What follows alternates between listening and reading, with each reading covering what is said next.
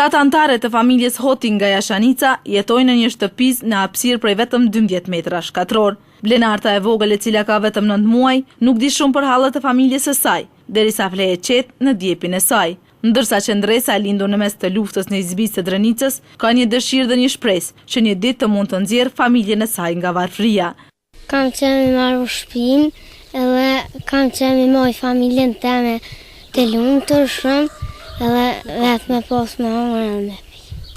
Jati Syla mundohet që me fidanet e mbjellura në oborrin e shtëpis t'i asiguroj të paktën ushqimin familjes së tij. Ndërkaq thotë se nuk ka lënë derë pa trokitur për të gjetur një punë, e cila sadopak do t'i ndihmonte për të nisur themelet të shtëpisë, që tash e 10 vjet fëmijët e tij e ndrojnë. Kem kërku, po nuk po na zgjon, s'po ka. E zonja e shtëpisë Ganimetja i friksohet ardhjes së dimrit, nga se kjo kamp shtëpisë që tash me 8 vjet është shtëpia e tyre, ka nisur të pikë. E rreshtet e mëdha të borës që janë të zakonshme në këtë vend do të mund t'i lënë pa kulën mbi kokë. Shtiro boll, po qa me bon, po do të qashtë verës a fet njëri po bën dëqysh a dimnit fëtë fort, se u gjgardho krejtje, u prish baraka, të mundu me harnu me lastika, edhe po pi krejt, dimnit, u do kemi kop min me i boton një vend, një qash me kuspik, se kejt peke, edhe shporiti që po e dimnit, po bëhet ngosht krejt.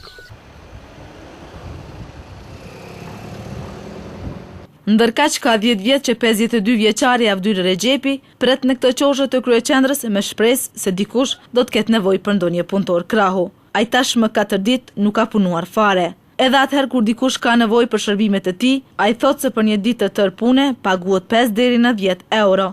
Po shkojmë kush muj me zonë, për shembull 10, 12, 7, çish muj me zonë çështë me punua. Veç unë ka që si ma vjetër, unë kam po pletojnë, po thëmë, po him gjena me ty, për shemull, që në të smunesh me punue, e unë ma rrallë punoj.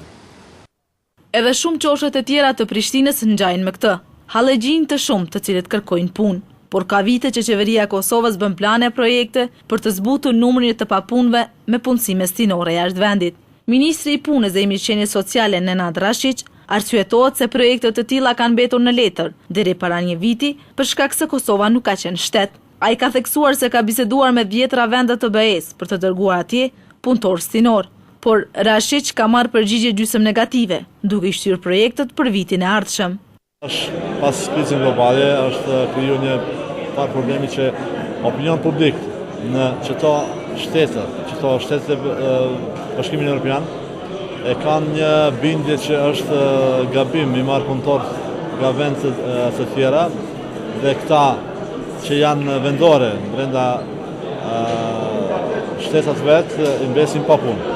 Aktualisht kjo ministri ka kontratë me agjencinë amerikane ATT, e cila ka punësuar disa dhjetra qytetar kosovar në Afganistan, ndërsa shumë shtetet e tjera kanë refuzuar bashkëpunimin me Kosovën, duke kërkuar nga institucionet kosovare që të tërheqin nga atje të gjithë emigrantët që qëndrojnë ilegalisht në vend. Kemi pas plane konkrete me Norvegji dhe atje kemi një problem teknik se spari Kosova do të nënshkruajë një marrëveshje bilaterale me Norvegjin për kthimin e njerëzve që janë ilegalisht atje në Norvegji, pastaj na kanë premtuar që do të kishin hapur kufiret e Norvegjisë për punëtorët sezonale.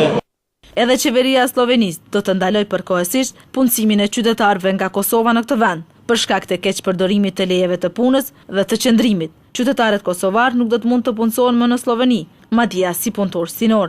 Bazuar në statistikat e grumbulluara nga shërbimet e punësimit në Republikën e Kosovës, në fund të vitit 2008 të papunë kanë qenë të regjistruar 334.595 persona. Ndërkaq, vetëm në 2007 janë regjistruar si të papunë 23.279 persona, kurse në 2008 fluksit të papunëve janë shtuar edhe 21.979 persona. E gjatë kësaj kohe janë punësuar vetëm 5.845 persona.